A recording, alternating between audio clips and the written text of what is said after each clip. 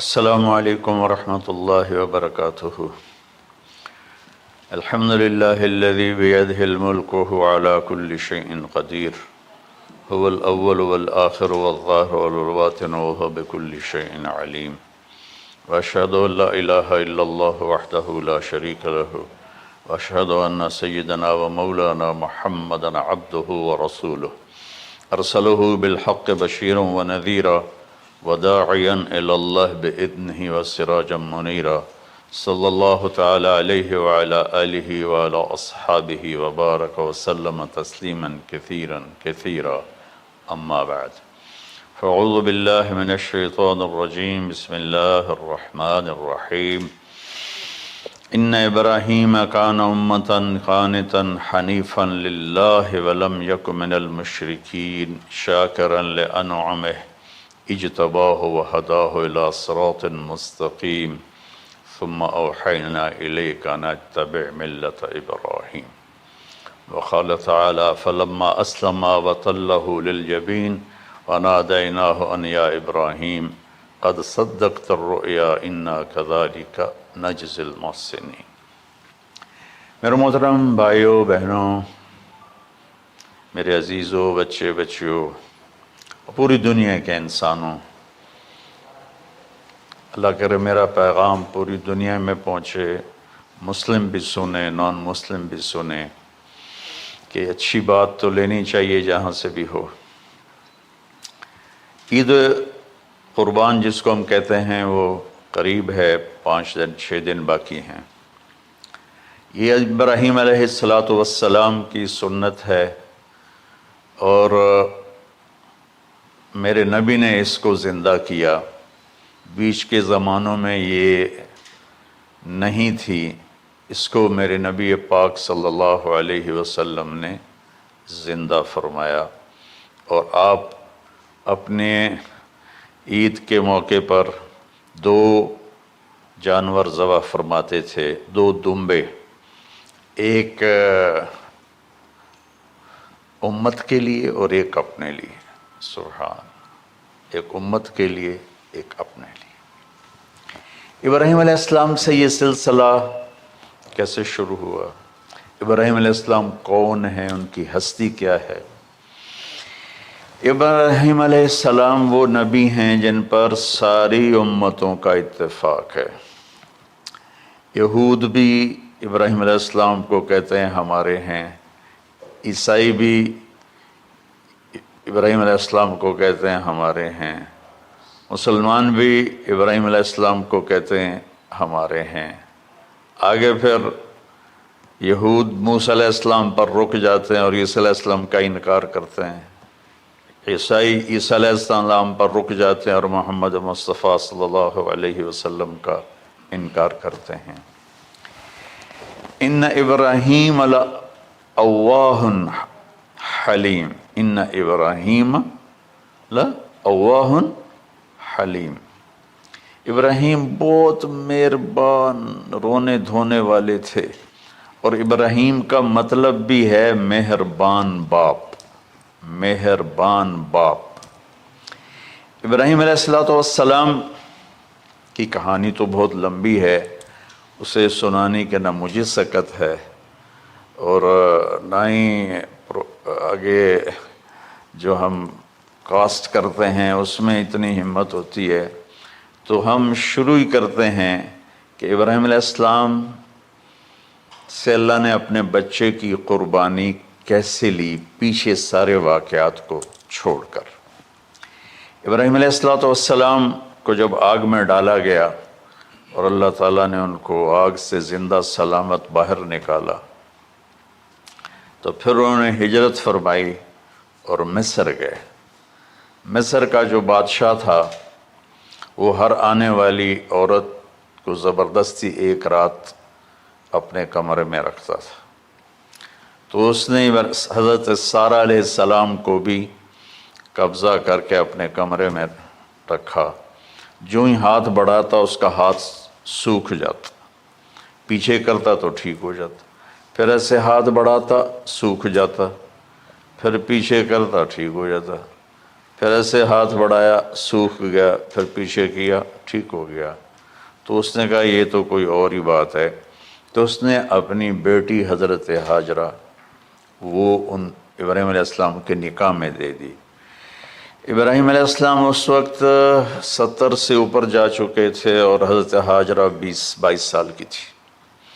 یہ 3 افراد کا قافلہ ہجرت کر کے فلسطین پہنچا، اور ابراہیم علیہ السلام کی عمر گزر گئی۔ رب ہب لی من الصالحین، یا اللہ کوئی نیک بچہ دے، یا اللہ کوئی نیک بچہ دے۔ اولاد کا نیک ہونا ضروری ہے، ڈاکٹر بنے، انجینئر بنے، عالم بنے، مفتی بنے، ان میں سے کوئی چیز ضروری نہیں، اولاد کا نیک ہونا ضروری ہے۔ اور اس کے لیے والدین کو ٹائم دینا پڑے گا، والدین کو محبت دینی پڑے گی، والدین کو گود دینی پڑے گی، والدین کو شفقت دینی پڑے گی، ورنہ اولاد اور ماں باپ 2 کنارے بن جائیں گے۔ کچھ تقریباً 84 سال کی عمر میں اللہ تعالیٰ نے حضرت ہاجرہ سے بیٹا دیا، سارہ کی بجائے ہاجرہ سے بیٹا دیا۔ حضرت اللہ کی حکمت تھی، اللہ بھی یہی چاہ رہے تھے، تو حضرت سارہ کو بڑی تکلیف ہونے لگی، کہنے کہ اس بچے کو مجھ سے دور کرو، اس بچے کو مجھ سے دور کرو، میں دیکھ نہیں سکتی۔ تو جبریل آئے کہ اللہ تعالیٰ بھی فرما رہے ہیں کہ اسے یہاں سے دور کرو۔ کہ کہاں لے جاؤں؟ کہ یہ ہم بتائیں گے کہاں لے جانا ہے۔ تو جبریل انسانی شکل میں اونٹ پہ سوار ہو کر تشریف لائے، اور پیچھے حضرت ابراہیم علیہ السلام اپنی اونٹنی پر، بچہ بیگم، اور آگے جبریل رہبر کے طور پر۔ فلسطین سرسبز ہے، کہیں خشک ہے، لیکن پانی ہے، اچھی آبادی ہے۔ چلتے چلتے چلتے چلتے 1 مہینہ کا سفر کرنے کے بعد جب وہ علاقہ شروع ہوا جہاں کالے پہاڑ، کالے پتھر، کوئی پتا نہیں سبزے کا اور کوئی نشان نہیں پانی کا، وہاں سے چلتے چلتے چلتے 4 پہاڑوں کے اندر ایک وادی سی آئی۔ جب وہاں پہنچے تو جبریل کہنے لگے اللہ کے نبی یہاں ہاجرہ اور اسماعیل کو چھوڑ دیں۔ جب وہ آگ میں جا رہے تھے نا ابراہیم علیہ السلام، تو ایک لفظ نہیں بولے، بس نے کہا حسبی اللہ و نعم الوکیل۔ لیکن جب جبریل نے کہا یہاں چھوڑ دیں تو ایک دم بولے یہاں کیسے چھوڑ دوں، یہاں تو کچھ بھی نہیں ہے، یہ کیسے رہیں گے؟ کہ یہ آپ کے رب کی منشا ہے، یہاں اللہ کا گھر بنے گا، یہاں اس بچے کی نسل سے ایک آخری نبی پیدا ہوگا جو پورے عالم کو روشن کرے گا، آپ چھوڑ دیں۔ تو وہ وہاں 3 دن رہے، ان کے لیے ایک چھپر سا بنایا لکڑیاں کاٹ کے، یا 2 دن رہے یا 1 دن، یہ تو کوئی تحقیق کوئی نہیں ہے، لیکن ایک چھپر سا ان کو بنا کے دیا ایسے، یعنی اس ایک اوپر وہ لکڑیوں کی چھاؤں کر دی اور نیچے ایسے بانس سے گاڑ دیے اور چل پڑے۔ تو حضرت ہاجرہ فرمانے لگے آپ کہاں جا رہے ہیں؟ اتنا بڑا امتحان تھا کہ جواب نہیں دینا، بس چپ کر کے چلو۔ انہوں نے پھر پوچھا آپ مجھے چھوڑ کے کیوں جا رہے ہیں؟ آگے سے خاموشی۔ چلتے چلتے 3 میل تک وہ اس طرح چلی۔ جب وہ کدئی پہنچیں تو اس وقت ان کو خیال آیا یہ اللہ کے نبی ہیں، کہیں ان کو اللہ نے نہ کہا۔ تو ان کا اللہ امرک، کیا آپ کو اللہ نے کہا کہ مجھے چھوڑ دیں؟ کہنے لگے ہاں، یوں کیا۔ ایک دم ایک نئی ہاجرہ نے جنم لیا کہ اذن، یوں گردن، اذن لن یضیعنا اللہ، جاؤ پھر میرا اللہ مجھے ضائع نہیں کرے گا۔ ابراہیم علیہ السلام بوجھل دل کے ساتھ پیدل چل رہے تھے دونوں میاں بیوی، اونٹنی پہ سوار ہوئے، اور وہ اپنے بچے کو گود میں لے کر ایسے کھڑی ان کو دیکھ رہے تھے۔ یہ کوئی مہینے کے لیے نہیں جا رہے تھے، پتہ نہیں ہے کب واپس آئیں۔ اج دے وچھڑے قد ملن گے، جانے رب رحمان۔ دیکھتی رہیں۔ پھر انہیں ایسے پہاڑی کے اوپر چڑھے کہ اونٹ نیچے اتری، تو پھر انہیں منہ موڑا اور واپس اس وادی کی طرف چلیں۔ کیا وقت تھا، صبح تھی، شام تھی۔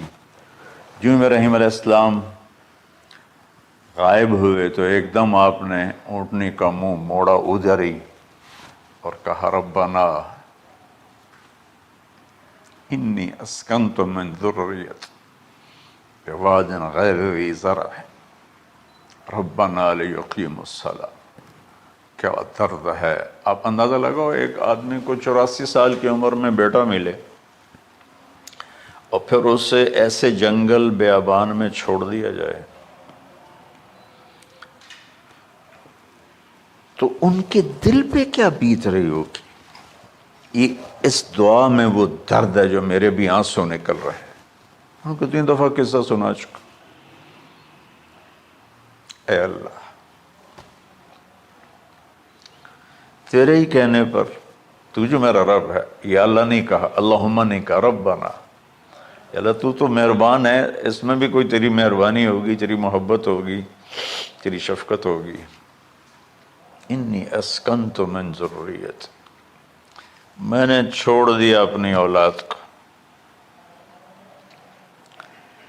یا اللہ میں نے وہاں چھوڑا ہے جہاں نہ پتہ ہے، نہ دانہ ہے، نہ پانی ہے، تو جان اور یہ جانے۔ اس درد بھری دعا نے عرش کو بھی ہلا دیا تھا، اور آپ نے منہ موڑا۔ اس باپ کو سوچو جو ہر قدم پہ اپنے معصوم بچے سے دور ہو رہا ہے، اور اس ماں کو سوچو جو ہر قدم پہ اپنے خامن سے دور ہو رہی ہے۔ ابراہیم کی منزل تو آگے گھر ہے، 2 بیویاں اور ہیں، ادھر تو پتھروں کے ساتھ دوستی ہے۔ جب ہاجر، میں ایک دفعہ میں ایسے ہی سوچ میں بیٹھا، میں اتنا رویا۔ میں نے کہا جب وہ ہماری ماں ہاجرہ وہاں اکیلی بیٹھی ہوگی، اور چاروں طرف اونچے اونچے پہاڑ تھے، اور اندر بیٹھنے والے کو باہر کا پتہ نہیں، باہر والے کو اندر کا پتہ نہیں۔ تو شام ڈھلی ہوگی تو اندھیری رات نے کیا ظلم ڈھایا ہوگا، کالے پہاڑوں کا اندھیرا، اندھیری رات کا اندھیرا۔ تارے بھی حیران ہوں گے، یہ کون بی بی بیٹھی ہوئی ہے۔ ستارے روزانہ ہی نکلتے تھے، لیکن آج وہ ایک نیا تماشا دیکھ رہے ہیں کہ ایک معصوم شہزادی ایک معصوم بچے کو گود میں لے کے بیٹھی ہے، کون اسے یہاں چھوڑے۔ چاندنی رات تھی تو چاند بھی حیران ہو رہا ہوگا، یہ کیا ہو رہا ہے، یہ کیا ہو رہا ہے، یہ کیا ہو رہا ہے۔ اور وہ تنہا جان آسمان کو دیکھتی ہوگی، یا اللہ یہ میرے ساتھ کیا ہوگی۔ وہ رات کیسی، پہلی رات کیسی گزری ہوگی حضرت ہاجرہ پر۔ یہ ہمارے تبلیغ والے 3 دن کے لیے جاتے ہیں، بیویاں شور مچا دیتی ہیں، چھوڑ کے جاندے پہ، چھوڑ کے جاندے پہ۔ اس ہاجرہ کو سوچو جس پر اندھیری رات تھی، اور اسے کچھ پتہ نہیں تھا میرے ساتھ کیا ہونے والا ہے۔ جب دن چڑھا تو سورج نے دیکھ کر اس کی آنکھیں پھٹ گئیں کہ یہ کیا ہے۔ وہ تو کسی پہ رحم نہیں کرتا، اس کی آگ نے پتھروں کو تپایا، میری ماں ہاجرہ کے چھپر کو تپایا اور تڑپا کے رکھ دیا۔ ایک چھوٹا سی مشکیزہ تھا پانی کا، اسے گھونٹ گھونٹ پی کے ان کے منہ میں بھی ڈال رہی تھی۔ اس مشکیزے پر 3 دن گزرے، پانی ختم ہو گیا۔ ہم 92 کے حج میں پھنس گئے، مزدلفہ سے پہلے تو ہماری بس میں پانی کوئی نہیں تھا۔ جو اس وقت ہمارا حال ہو، ہمیں پتہ تھا 2-4 گھنٹے کے بعد پانی ہے، لیکن جو اس وقت بچے بھی تھے، چیخ و پکار تھی۔ ہاجرہ کی چیخیں کون سن رہا تھا؟ اور ادھر اسماعیل کی دھاڑ دھاڑ شروع ہو گئی، پیاس کی وجہ سے، بھوک کی وجہ سے۔ بے بس ماں دیکھ رہی ہے، میں کیا کروں؟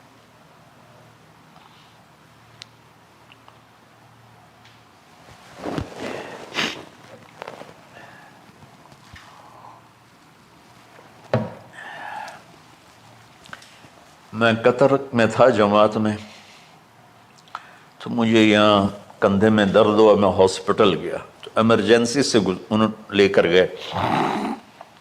ایک بچہ تڑپ رہا تھا، اس میں جو ہاسپٹل کا بیڈ ہوتا ہے چھوٹا سا، اس کی ماں ٹیک لگا کر نا اس کو یوں دیکھ رہی تھی۔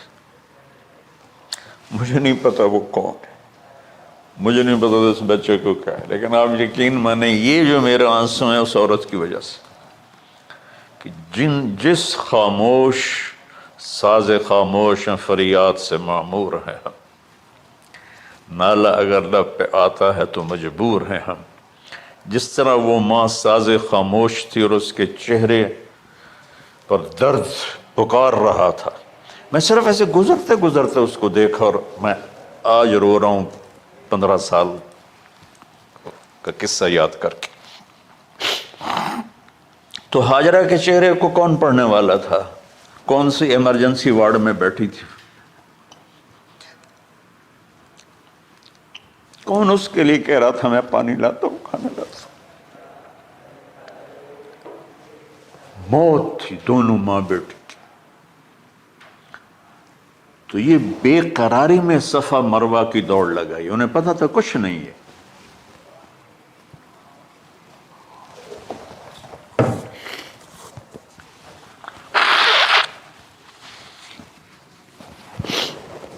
انہیں معلوم تھا کچھ نہیں ہے، لیکن وہ اس کو تڑپتے دیکھ نہیں پا رہے۔ وہ بھاگیں، صفا پہ چڑھی، ادھر دیکھ ادھر دیکھ، ابھا دیکھاں لمحہ دیکھاں، ڈٹھی دل کو دیواں ٹیکاں، سجن مل سم کے مر پوساں۔ یہ ہماری سرائکی کا شاعری ہے۔ مشرق دیکھتے ہوں، مغرب دیکھتے ہوں، دائیں بائیں دیکھتے ہوں، کوئی ہے میری فریاد سننے والا۔ یہ حالت تھی اس وقت ام اسماعیل کی۔ نیچے اتری، جہاں وہ ٹیوب لائٹس آتی ہیں، وہاں وہ نیچے ہو گئے اور بچہ غائب ہو گیا، تو دوڑ لگاتے۔ مصر کی شہزادی اور مکے کے نوکدار پتھروں کے اوپر دوڑ رہی تھی۔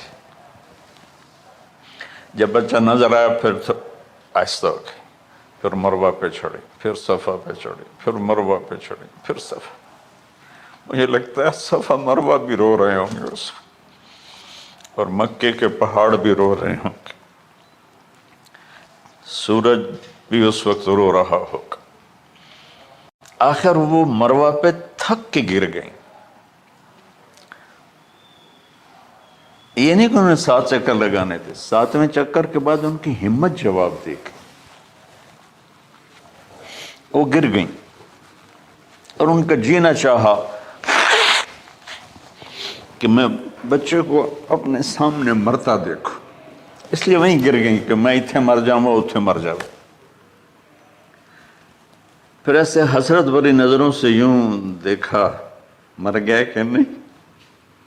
تو وہاں ایک آدمی کھڑا تھا، پھر مردہ جسم میں پھر جان آ گئی، پھر انہوں نے اپنے آپ کو اٹھایا اور دوڑ لگائی۔ پہنچی تو آدمی غائب تھا اور پیڑیوں سے پانی نکل رہا تھا۔ اتنے چکر کیوں لگوائے، پہلے ہی نکال دیتا۔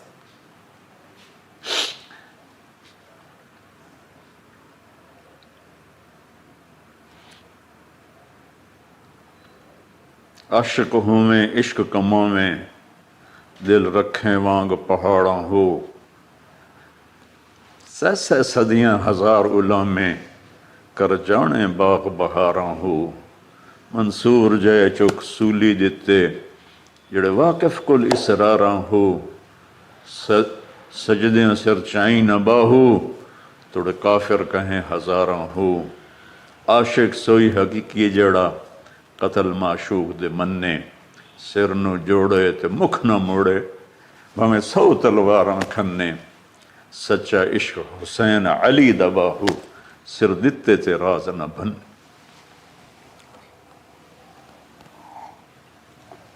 کوئی ابراہیم کا گلہ نہیں شکوہ نہیں.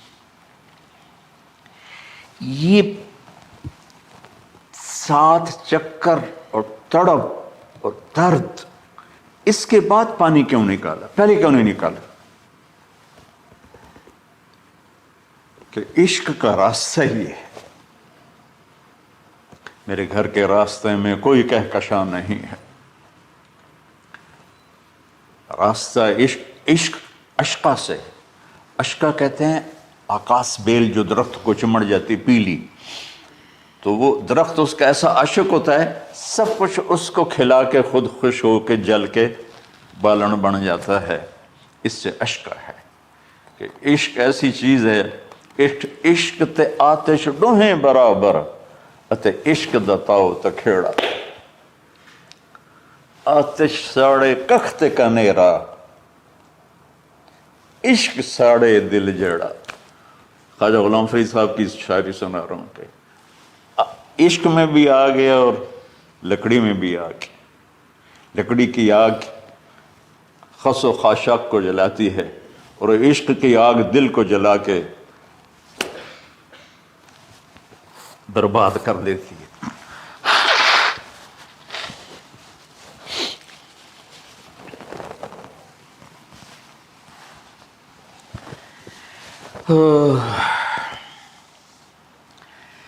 یہ دنیا میرے بھائی بہنوں امتحان کی جگہ ہے. ہم اسے جنت بنانا چاہتے ہیں. ہم یہاں اپنی مرضیاں پوری کرنا چاہتے ہیں. اللہ کی قسم، اللہ کی قسم، اللہ کی قسم، جس نے اپنی مرضی پہ چلنا شروع کیا وہ تباہ ہو گیا. جو اللہ رسول کی غلامی کے دائرے میں آیا وہ کامیاب ہو گیا. دیکھا تو پانی ابل رہا ہے، ابل رہا ہے، ابل رہا ہے، فوارے مار رہا ہے. تو اس وقت عبرانی لینگویج تھی تو ان کا زمزم زمزم، ٹھہر جا ٹھہر جا ٹھہر جا. وہ نیچے زور اللہ کو بھی یہی منظور تھا. وہ نیچے زور. میرے نبی نے فرمایا اگر میری ماں زمزم نہ کہتی تو پورے عرب کو یہ پانی سیراب کر دیتا. اور آپ حیران ہوں گے آج کل تو بہت زیادہ ایڈوانس ہے سائنس. تو سعودی گورنمنٹ نے کہ یہ اس کا سورس کیا ہے، یہ پانی کہاں سے آ رہا ہے. طائف تک ساری زمین کو کھنگالا، کوئی اس کا پیچھے سے لنک نہیں ہے. کہیں چشمہ ہوتا ہے نا تو پیچھے لنک ہوتا ہے، کہیں سے پانی نکل ہوتا ہے پیچھے سے لنک ہوتا ہے. زمزم کا کوئی لنک نہیں. جو ہی موٹر چلاتے ہیں تو 8-9 جھرنے ہیں سوراخ، وہاں سے پانی ابل ابل کے آنا شروع ہو جاتا. اور جو ہی موٹر بند کرتے تو وہ جھرنوں کا پانی بند ہو جاتا. اس میں نہ مچھر ہے، نہ اس میں کوئی کیڑا ہے، نہ کوئی مکوڑا ہے. پاک صاف پانی. زمزم زمزم.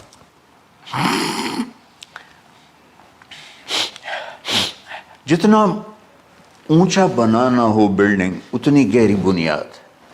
اس ماں بیٹے سے محمد مصطفیٰ نے آنا ہے تو پھر بنیاد تو گہری ہوگی نا. ایسے تو نہیں ہے نا.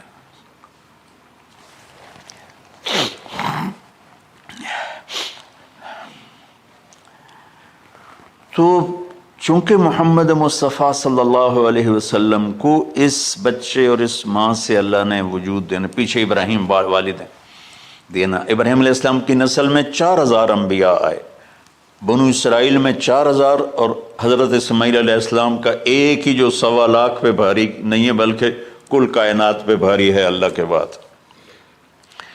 تو اس لیے پسائی ہوئی، یہ جو بناتے ہیں اپنی باڈیز، وہ اپنی کتنی پسائی کرتے ہیں، وزن اٹھاؤ، دوڑو، وہ کیا کیا اپنے آپ کو مشقت میں ڈالتے ہیں، تب جا کے وزن وہ نکھر کے آتے ہیں۔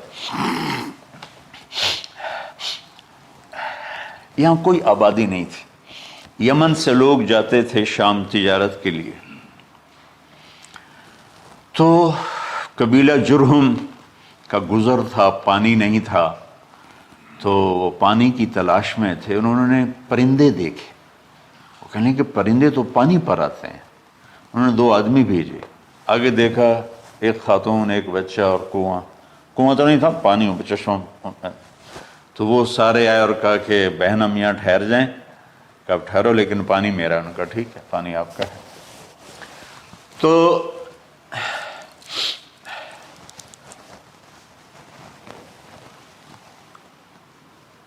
ایک سال کے بعد اجازت ملی، جاؤ مل کے آؤ، مل کے آؤ۔ جس گھاٹی سے ابراہیم کو جدا کیا تھا، اس پر کتنی دفعہ حضرت ہاجرہ کی نظر پڑتی ہوگی،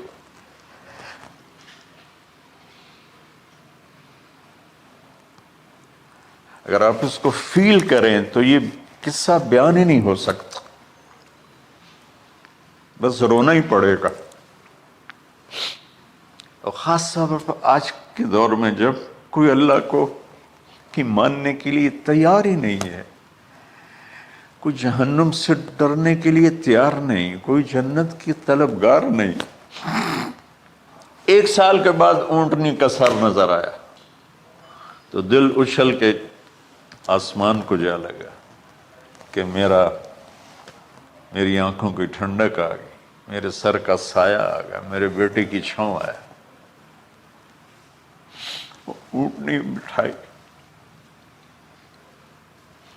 کہا تشریف لائیے، کہنے لگے اترنے کا حکم نہیں ہے، صرف ملاقات۔ نہ آتے صبر آیا ہوا تھا، صبر توڑ کے پھر جا رہے ہیں، تو اف نہیں کی، آہ نہ کر لبوں کو سی، زخم پہ زخم کھا کے جی، اپنے جگر کا لہو پی، آہ نہ کر لبوں کو سی، عشق ہے دل لگی نہیں، سینے پہ تیر کھائے جا، آگے قدم بڑھائے جا، یعنی زبان حال سے کہہ دے اس کے ہاں ستائے جا۔ کوئی شکوہ گلہ نہیں ہے، یہ کیا ملنا ہے، نہ آتے وہیں بیٹھے رہتے۔ کہنے لگے اچھا بچہ گود میں دے دو، سینے سے لگا پیار کی، بہتے آنسو بچے کے رخسار پہ گرے، بچوں کو پتہ نہیں کون ہے۔ کہنے لگی اجازت ہے آپ کا سر دھو دوں، منہ دھو دوں، پاؤں دھو دوں، ہاتھ دھو دوں، یہ پانی پاک ملا ہے، ٹھیک ہے واپس۔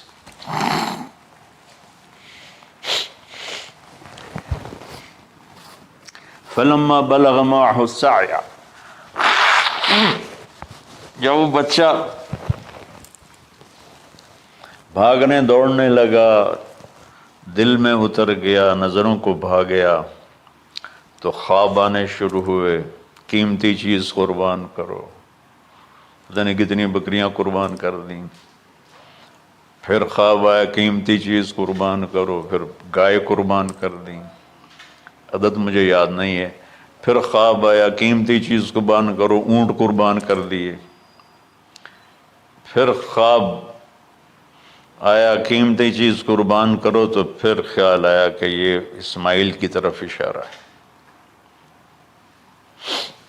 1500 کلومیٹر ہے، 1 مہینے کا اونٹ کا سفر ہے، چھری لے کر ایک باپ بچے کو ذبح کرنے جا رہا ہے، اس مہینے کے ہر منٹ نہیں، ہر سیکنڈ میں اس کے دل پہ کیا گزر رہی ہوگی، کس لیے جا رہا؟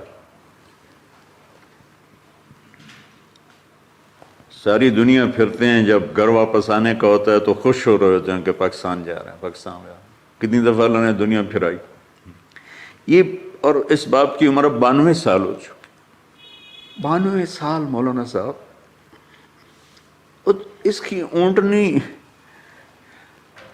کے قدم کے ساتھ نہیں، ہر سیکنڈ کے ہر کروڑویں حصے میں ابراہیم کا دل پھٹتا ہوگا کہ اس معصوم بچے کو ذبح کیسے کرو. اللہ کی مان کے دکھا دی. اللہ نے تو ہمیں دین ہی آسان دیا ہے، ہم سے تو نہیں بچوں کی قربانی مانگی. ابو بکر صدیق رضی اللہ تعالیٰ نے فرمایا تھا یا رسول اللہ، ایک آیت ہے جس میں کا مفہوم یہی ہے، اگر اللہ ہمیں کہتا نا بچے قربان کرو، ہم بھی چھریاں چلا دیتے.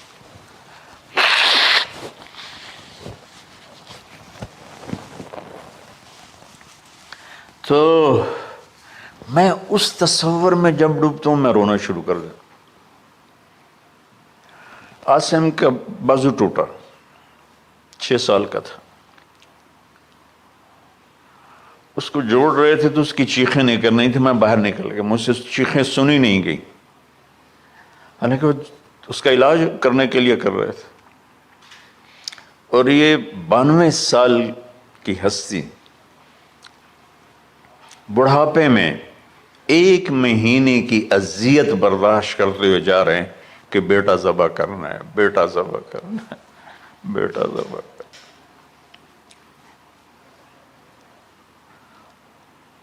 تو وہاں پہنچے تو اب اسماعیل نے جانا ہے کہ یہ ہیں میرے ابا.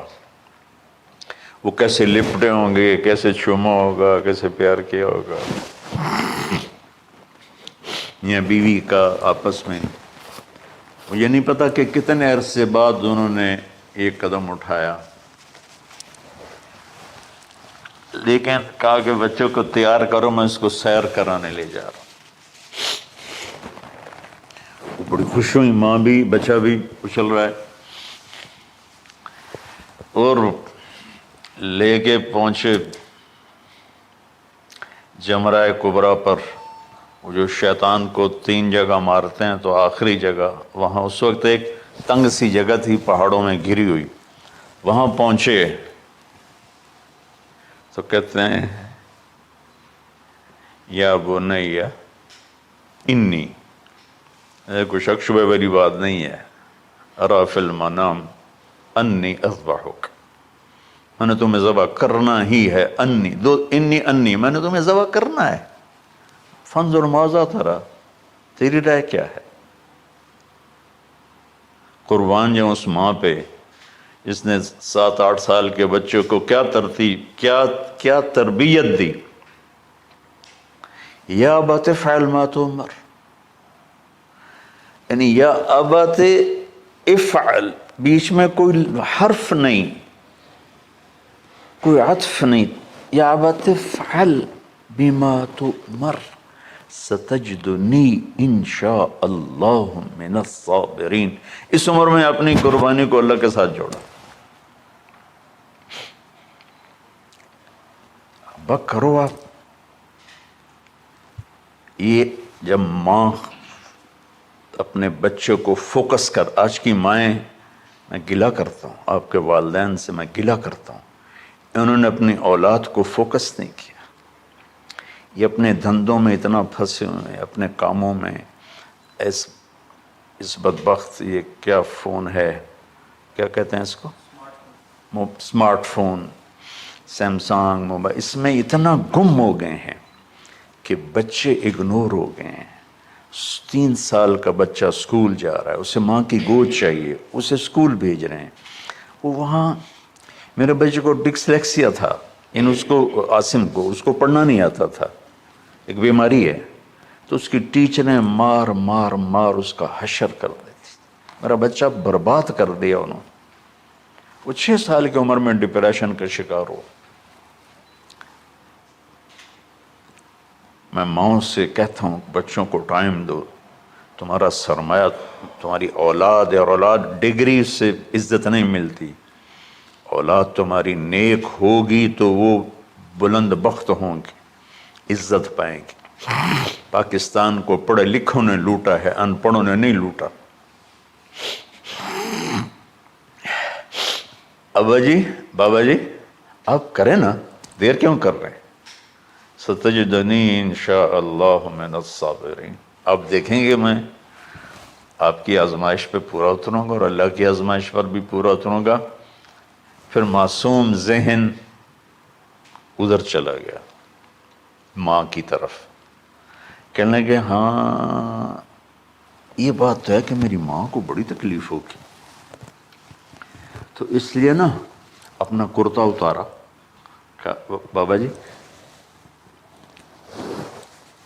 یہ کرتا آپ میری ماں کو دے دیں، وہ جب مجھے یاد کرے گی میرا کرتا دیکھ لے، اور آپ نے مجھے یہیں دفن کرنا ہے، ادھر نہیں لے جانا، اور آپ بھی احتیاط کریں مجھے الٹا الٹائیں، طلّہ للجبین، میرا سر زمین پہ لگا ہے، گردن نہیں، تاکہ آپ کو تکلیف نہ ہو مجھے دیکھ کر۔ اب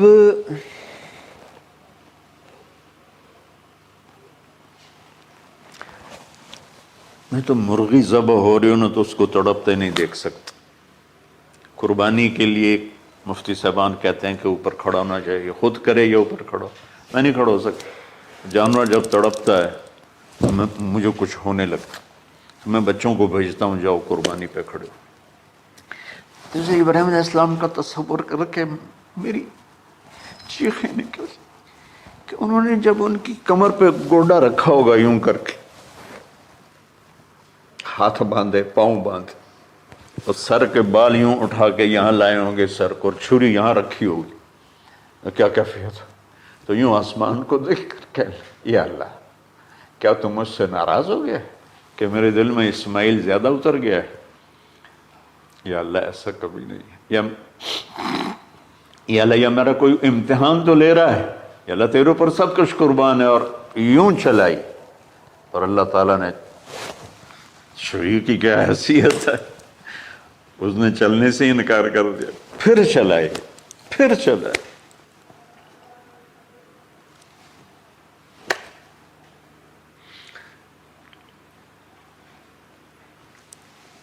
بعضی کتابوں میں ہے تو صحیح، لیکن روایت کی کتنی حیثیت ہے وہ تو مجھے نہیں پتا، لیکن چونکہ یہ ایک تاریخی چیز ہے کہی جا سکتی ہے۔ کہتے ہیں پھر گئے اور چھری کو تیز کیا پتھر پر، تیز کر کے جب آئن اور بال پکڑے، آسمان کے فرشتے 2 دفعہ روئے ہیں انسانی تاریخ میں، آسمان کے فرشتے 2 دفعہ روئے ہیں انسانی تاریخ میں۔ ایک جب ابراہیم علیہ السلام نے ان کی کمر پہ اپنا گھٹنا رکھا کہ سر کے بال پکڑ اور چھری پکڑ کے یہ کہا یا اللہ تم مجھ سے ناراض ہو، تو آسمان کے فرشتوں کی چیخیں نکل گئی۔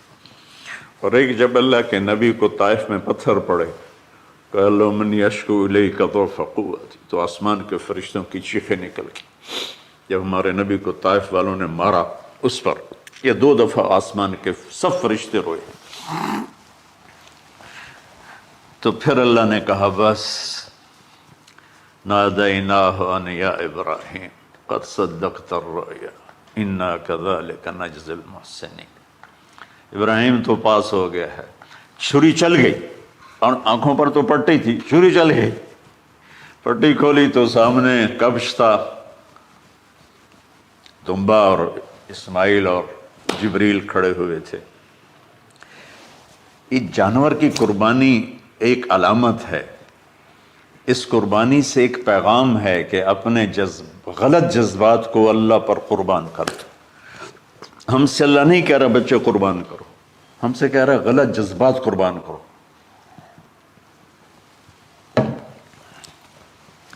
ہم سے اللہ کہہ رہا ہے اپنے جذبات کو دبا دو جو تمہیں اللہ اس کے رسول سے دور کرتے ہیں، ان پر چھری چلاؤ۔ جو اللہ اس کا محبوب کہتا ہے ان کو کرنے کے لیے بھی اپنے جذبات پہ چھری چلاؤ۔ سچ بولنے کے لیے چھری چلانی ہے تو چلاؤ اپنے جذبوں پر، اب اس کو پھیلا دو۔ ساری شریعت میں اللہ نے جو احل حلالا، جو اس نے کہا ہے یہ کرنا ہے، اس کے لیے اپنے جذبات قربان کر دو۔ وحرم حراما، اور جو کہتا ہے نہیں کرنا اس کو چھوڑنے کے لیے اپنے جذبات قربان کر دو، تو یہ ہے قربانی کی اصل حقیقت۔ جانور دمبے ذبح کرنا تو اس کی ایک علامت ہے، اس کی ایک علامت ہے کہ ہم میرے نبی نے حج پر 63 اونٹ ذبح کی، اپنے ہاتھ سے ذبح کی، باقی 37 حضرت علی رضی اللہ تعالیٰ علیہ السلام نے ذبح کیے۔ تو بھائیو، قربانی کی اصل یہ ہے کہ ہم اللہ اس کے رسول پر اپنے جذبوں کو قربان کر رہے ہیں، اپنے جذبوں کو قربان کر رہے ہیں۔ مولانا ابوالکلام آزاد رحمۃ اللہ علیہ کا میں مضمون پڑھ رہا تھا اسی قربانی پر، تو انہوں نے فرمایا، انہوں نے لکھا، وہ خطابت اور قلم کے تو بادشاہ تھے، واقعی وہ ابوالکلام تھے۔ انہوں نے لکھا کہ اللہ نے چھری کے لیے چلنا طے کیا ہوا تھا، اللہ نے چھری کے لیے چلنا طے کیا ہوا تھا۔ جب اسماعیل کو لٹایا گیا تو اسماعیل کو کھینچ لیا، چھری کو روک دیا۔ جب میرے نبی کے والد کو حضرت عبد المطلب جب زمزم کا کنواں کھود رہے تھے تو باپ بیٹا تھے، حارث اور عبد المطلب، تو تھک کر کے ایک دن کہنے لگے، یا اللہ اگر تو مجھے 10 بیٹے دے گا نا تو میں ایک تیرے نام پہ قربان کروں گا۔ اللہ نے 15 دے دیے۔ جب وہ سارے جوان ہو گئے تو ان کو اکٹھا کیا، بچوں میں نے تو منت مانی تھی۔ تو انہوں نے کہا، ابا جان آپ جس پہ ہاتھ رکھیں گے ہم تیار ہیں، کیا اطاعت ہے۔ تو کہنے لگے نہیں، میں قرعہ ڈالوں گا، جو اس زمانے کا طریقہ تھا وہ تیروں کے ساتھ۔ تو حضرت عبداللہ کا قرعہ نکل آیا، حضرت عبداللہ سب سے زیادہ محبوب، تو انہوں نے ہاتھ پکڑا، چھرا اٹھایا۔ عمر بن عاص رضی اللہ عنہ کے والد عاص بن وائل ایک بہت بڑا کام کر گیا، وہ سامنے آ کے کھڑا ہو گیا، کہنے لگا یہ کام نہیں ہوگا۔ انہوں نے کہا یہ سردار کا بول ہے، کہا آگے بھی سردار کھڑا ہوا ہے، میں یہ ظلم نہیں ہونے دوں گا۔ سارے مکے والے اس کے ساتھ ہو گئے، عبد المطلب اکیلے رہ گئے۔ انہوں نے کہا وہ جو ہے نا قطبہ کاہنہ نجران میں، وہ جو فیصلہ کرے گی یا عصفان میں وہ مانوں گا۔ کہا چلو۔ تو عصفان یا نجران گئے قریش مکہ کے سردار۔ تو اس کاہنہ عورت، جیسے آج اس زمانے کی جج ہوتی تھی، مرد بھی عورت میں، اس نے کہا کہ تم لوگ قتل کا معاوضہ کیا لیتے ہو؟ کہ 10 اونٹ۔ کہ اچھا ایسا کرو، ایک تیر پہ لکھو عبداللہ اور ایک پہ لکھو 10 اونٹ اور قرعہ ڈالو۔ اگر اونٹوں کا قرعہ نکل آئے تو جتنے اونٹ لکھے ہیں وہ ذبح کر کے عبداللہ کو چھوڑ دو، اور اگر عبداللہ کا نام نکلے تو ہر دفعہ 10 اونٹ بڑھا دو۔ تو وہ سارے بڑے خوش ہو گئے۔ تو عبد المطلب نے احتیاطاً 100 اونٹ پہلے کھڑے کر لیے صفا کے ساتھ، اور حرم شریف میں اکٹھے ہو گئے، اور وہ جو تیروں سے کرتے تھے تو الانصاب غالباً اس کو کہتے ہیں، ایسا ہی ہے نا؟ ہاں۔ تو وہ 10 اونٹ عبداللہ، اس نے جو کوڑا اندازے میں والے نے جو پھینکا تو نکلا عبداللہ۔ تو وہ 10 اونٹ اس نے پہلے الگ کھڑے کیے تھے تو 20 کر دیے، پھر قرعہ ڈالا تو عبداللہ، پھر 10 اور کر کے 30 کر دیے، پھر قرعہ ڈالا تو عبداللہ، پھر 10 اور کی تو 40 ہو گئے، پھر قرعہ ڈالا تو عبداللہ تو 50 ہو گئے، پھر قرعہ ڈالا تو عبداللہ تو 60 ہو گئے۔ مکے والوں کی آنکھیں پھٹنے لگی، پسینے آنے لگے۔ پھر قرعہ ڈالا عبداللہ تو 70 ہو گئے، 80 ہو گئے، 90 جب ہوئے تو سب کی آنکھیں باہر نکل آئیں کہ اب پیچھے تو اونٹ ہی ختم ہو گئے۔ تو پھر قرعہ ڈالا 100 پر تو نکلا 100 اونٹ۔ تو سب نے نعرے لگائے، تو عبد المطلب کہنے لگے نہیں میں ایک دفعہ اور کروں گا، کیا تو پھر 100 اونٹ، پھر سب نے نعرے لگائے، کہا نہیں میں ایک دفعہ اور کروں گا، پھر کیا تو 100 اونٹ۔ تو پھر عبد المطلب نے حضرت عبداللہ کو آزاد کیا، 100 اونٹ خود ذبح کیے۔ تو ابوالکلام آزاد رحمۃ اللہ علیہ فرماتے ہیں دوسری دفعہ وہ چھری چلنے لگی حضرت عبداللہ پر۔ ایک واقعہ بھی اس کے ساتھ عجیب ہے۔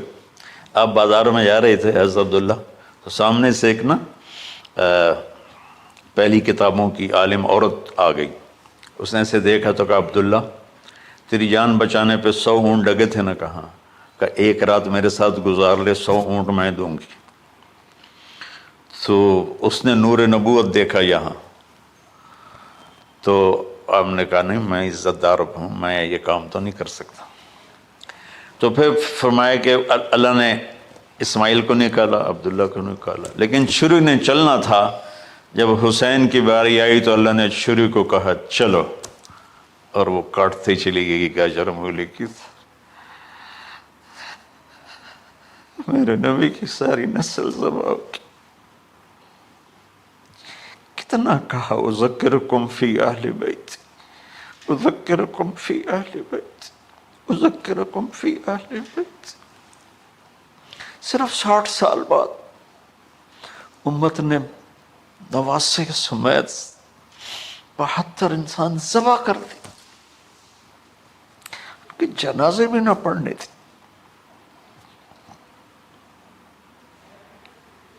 اقبال نے کہا تھا نا قتل حسین اصل میں مرگ یزید ہے، اسلام زندہ ہوتا ہے ہر کربلا کے بعد. اللہ سے محبت کرو، اللہ کے نبی سے محبت کرو، اللہ کے نبی کے گھرانے سے محبت کرو، اللہ کے نبی کے صحابہ سے محبت کرو، اللہ کے نیک بندوں سے محبت کرو. عید قربان کا فلسفہ ہے اللہ اس کے رسول کی اطاعت پہ قربان ہو جانا. عید قربان کا فلسفہ ہے اللہ اس کے رسول کی اطاعت میں اپنے جذبات پہ چھری چلا دینا. عید قربان کا فلسفہ ہے اللہ اس کے رسول کی اطاعت کے سامنے گردن کو جھکا دینا، اور اس کے لیے جس بھی کڑے امتحان سے گزرنا. ہم اللہ نہ کرے ہم امتحان نہیں مانگتے، یا اللہ نہیں مانگتے، یا اللہ نہیں مانگتے. عافیت مانگ، عافیت مانگ. تو میرے بھائی بہنوں، ہم اللہ کی بارگاہ میں جھکے، ہم اللہ کی بارگاہ میں جھکے، اس کے رسول کی بارگاہ میں جھکے.